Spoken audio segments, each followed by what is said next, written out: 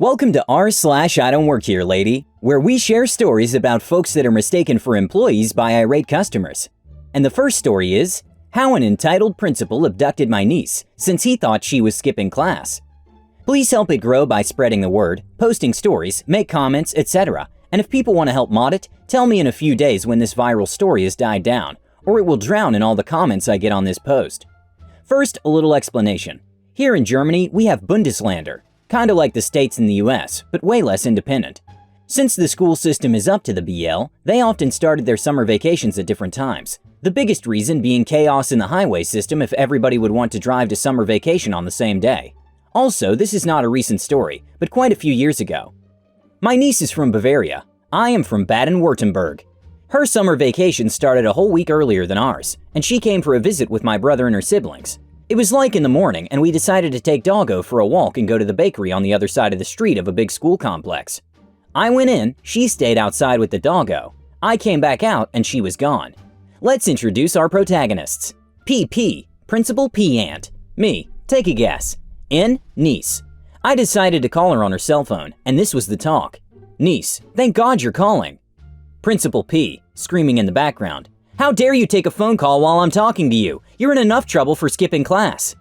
As I later found out, he ripped the phone out of her hand and must have hung up.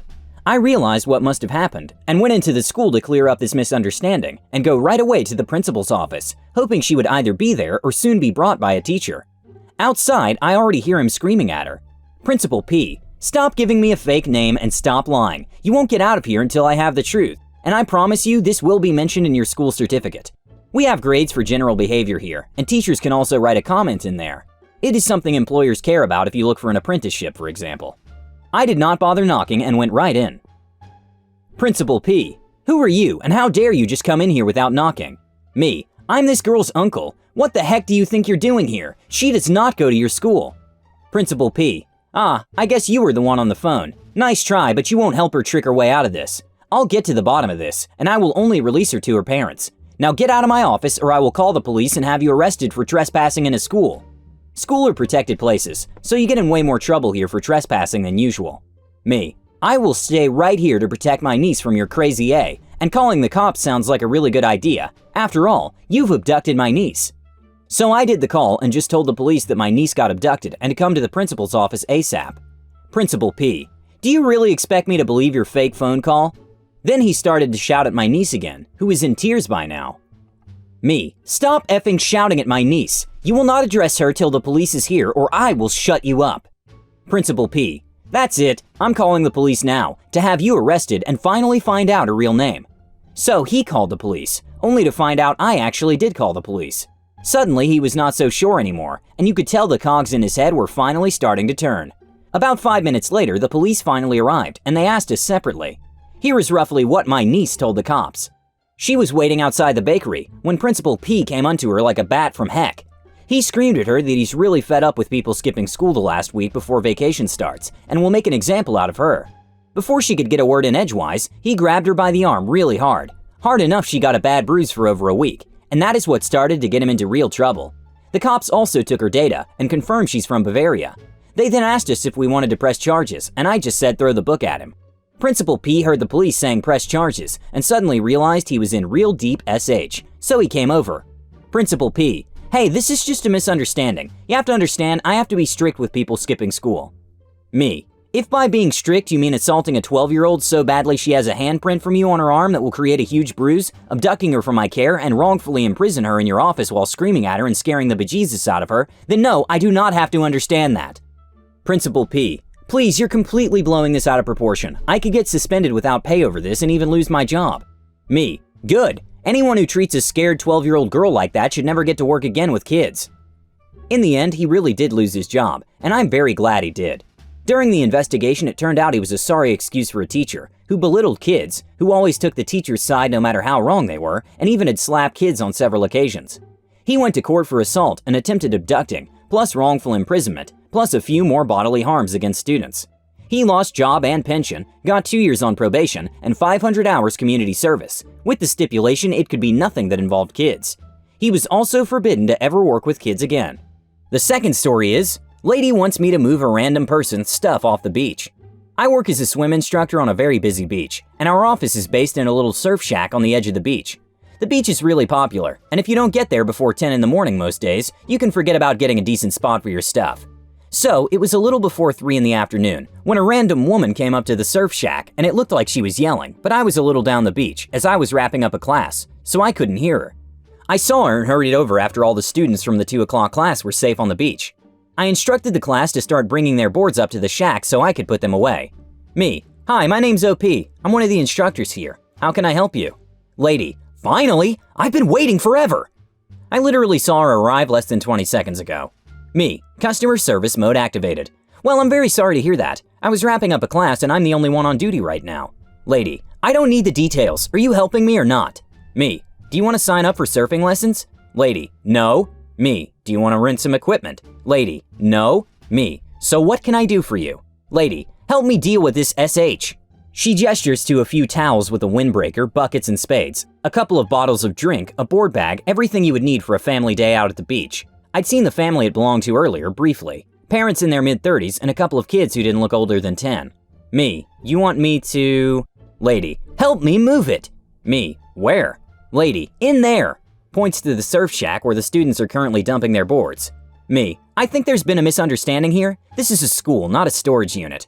Lady: "Stop asking questions and just help me move it." She turns towards the stuff, and I realize she is 1, early 20s and not the mother nor the daughter of this family, and 2, carrying her own beach stuff. Me: "Do you know this family?" Lady: "Why would I?" Me: "Because you want me to move their stuff. Either you know them or you're moving a stranger's stuff off the beach." Lady: "Can you just shut up and do your job? You're getting paid to help people, not ask questions." Me: "I'm getting paid to teach surfing, not move people's stuff." Lady: "Well, what am I meant to do? All the good spots are taken." Me: "Look for another spot." She stomps off after this, and I thought it was over, so I go inside to help the students with their boards. But then maybe 5 minutes later I head back towards the door, and there's a pile of beach stuff right outside the door. I look over and sure enough the lady from earlier is lying on a beach towel in the exact same spot she'd indicated, with the family's possessions bundled up and left for me to look after. I didn't really see what else I could do after that. I had to stay in the surf shack and keep an eye on the current class, while waiting for the other one to arrive, as I was the only person on duty. Plus, now it was on the premises. I figured it probably came under the surf shack's rules of us taking responsibility for lost or stolen items, and I didn't want anything to get nicked. I yelled to the lady, but she was almost definitely pretending she couldn't hear me. The family came back a little while later, 10 or so minutes, asking why some random woman in their spot was saying I had their stuff, and I gave it to them and explained. They looked more confused than angry, but I saw the dad go over to the lady, and they exchanged what looked like some less than friendly dialogue, while the mom thanked me for at least making sure their stuff didn't get stolen, and she and the kids set off further up the beach. The third story is, I'm not a doctor, but I was an amateur gynecologist in high school. We owned a 24/7 business, and I often worked overnights. I was also the emergency on-call person. On nights I didn't work, sleep was worth more than gold. I had and still have the most effed up sleep patterns, and catch extra Z's whenever I can. I sleep very sound and deep. In fact, about the only thing that wakes me is my alarm and my phone ringing. This was a great skill to have when my kids were younger, as I often had to sleep when they were up and active. Cue my problem and temper. I would get calls from a doctor's answering service asking for the doctor. When the calls first started, I would tell them I wasn't the doctor. More than once I got a return call almost immediately from the same person, who told me that this is the doctor's home number. No, it's not, it's my number. Okay, I'll page him. After the first couple of months, I started telling the service to tell the people to take 730 aspirin and call back next year. They then knew I wasn't the doctor, and we'd have the annoying "you called the wrong number again" talk. Now the more they called, the more outrageous my cures got. FYI, masturbation and self-intercourse cures most illnesses, as per me. After almost 3 years of this annoying crap, I got a true emergency call from them that the doctor had to call ER because one of his patients came in suffering a heart attack. He was taking meds and other issues, and they needed to confer with him about the appointment he had with the patient the day before. I hung up and called the ER myself. I got the doctor that needed to talk to the real doctor on the phone and told him, I am not the doctor and have had his answering service calling me about 3 years. I have told them numerous times, but they never fixed the problem. This is the first life-threatening emergency they called with, and I thought the best way to handle it was to call him and let him see if the hospital knew how to really get in contact with their colleague. I told him I understood this was a matter of life and death, and I would not take any more of his time.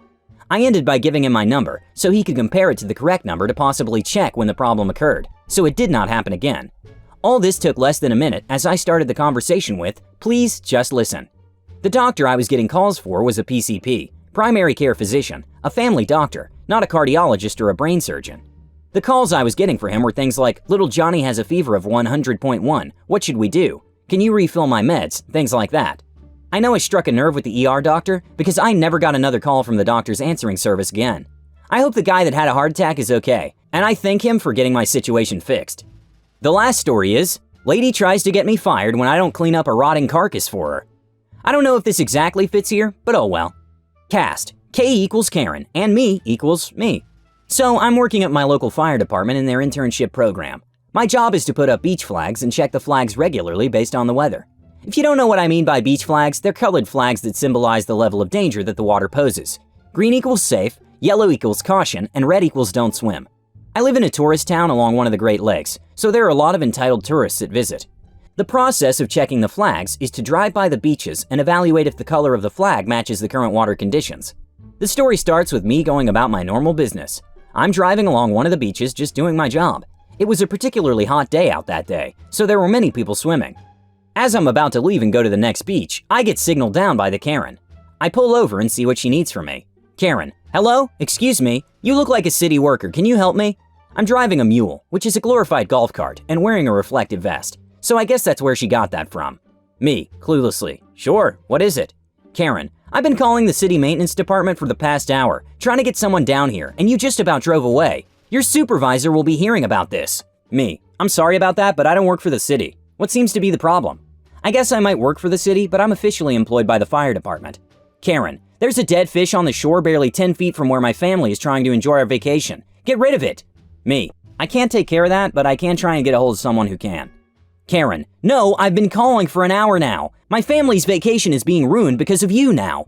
Me: "I'm sorry, but this isn't my job. I'm not a maintenance person. I put up the beach flags."